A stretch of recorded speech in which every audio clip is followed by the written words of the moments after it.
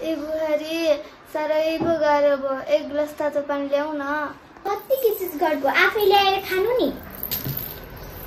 दिनभरि घरको काम अनि तिमी बुढीको किची सुनेर बस्न सक्दिन म।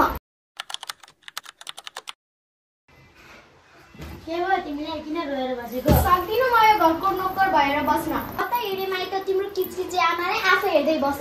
झगडा नगर न तिमीहरू मेरो लागि। अब म कति दिनसम्म नै बाँचुला र। यस्तो नबनाउनु न, आज बिहान हाम्रो आमा आउने। सक्दिन म यो घरको नोकर भएर बस्न। तिमी आफ्नो आमासँग आफै बस, म त हेरे माइ त। ल हुन्छ नि त, म तिम्रो कुरामा सहमत छु। अब यस्तो घर छोडेर जाने कुरा नगर न।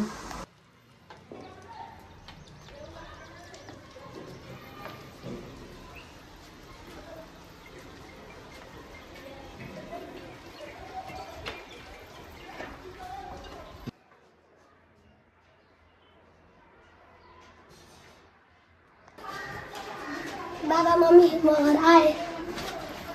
ए बाबु आयो? हजुर आमा हजुर खै त? हजुर आमा त आमा जस्तै धेरै बुढाबुढी हुने ठाउँमा जानुभयो। किन आमा? हामी अफिसको काममा धेरै बिजी भयौँ। उहाँको हेरविचार गर्न नभ्याउने भएकाले उहाँलाई वृद्धाश्रममा राखेको बाबु।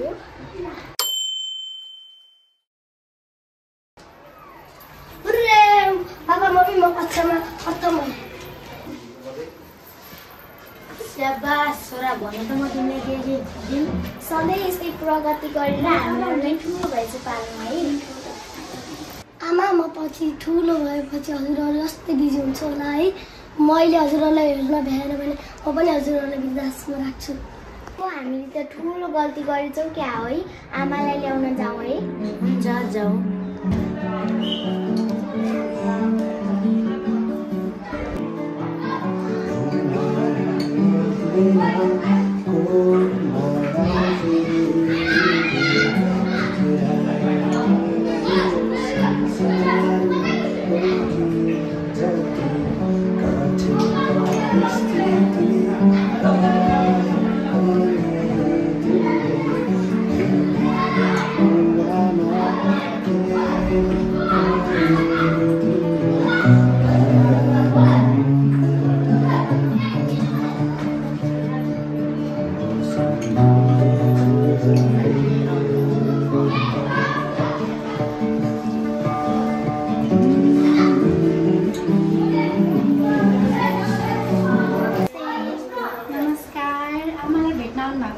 आमालाई भेट्न होइन लिन आएको। हामीबाट ठुलो गल्ती भएछ।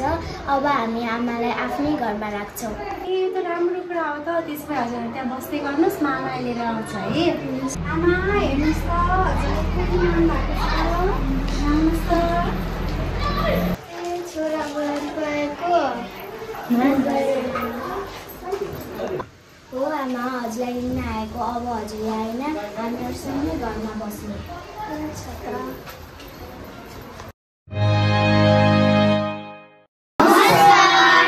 आउँदै गरेको माता तीर्थ औँसीको अवसरमा सम्पूर्ण आमाहरूलाई हाम्रो यस विद्यालय सूर्योदय बोर्डिङ स्कुलको तर्फबाट शुभकामना। यो भिडियो प्रमुख उद्देश्य हाम्रो विभिन्न समस्याहरू सहँदै हामीले बताउँदै माया गरेर यति ठुलोसम्म बनाउने भयो। उहाँ बुवा आमा जब ठुलो हुनुहुन्छ उहाँहरूको हरेक कुराहरूलाई हामीले सम्मान गर्दै माया र साथ सपोर्ट गर्दै हामीले आफूसँगै राख्नुपर्छ, न कि उहाँलाई वृद्धाश्रममा लगेर राख्नु। त्यसैले हामी सम्पूर्ण सन्तानहरूले आफ्नो बुवा आमालाई माया साथ सपोर्ट दिँदै हामी आफैसँग राखौँ। Happy Mother's Day! Thank you for watching.